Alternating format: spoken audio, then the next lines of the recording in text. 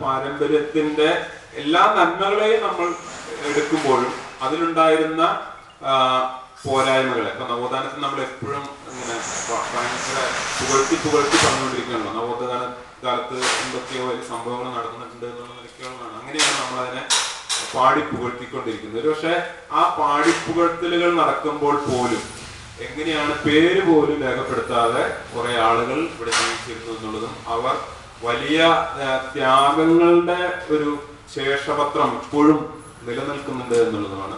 എനിക്ക് തോന്നുന്നു PRDS തന്നെ പറയുന്ന പോലെ 1914 നമ്മുടെ ലോകമഹായുദ്ധം നടക്കുമ്പോൾ പക്ഷെ ലോകത്തില് അവിടെ മാത്രമായിരിക്കും എന്ന് പറയും സമാധാനത്തിന് വേണ്ടിയിട്ടുള്ള ഒരു വലിയ ജാഥ സംഘടിപ്പിച്ചു കുമാരി ഗുരുദേവന്റെ നേതൃത്വം ഇരവേലൂർ പ്രദേശത്ത്.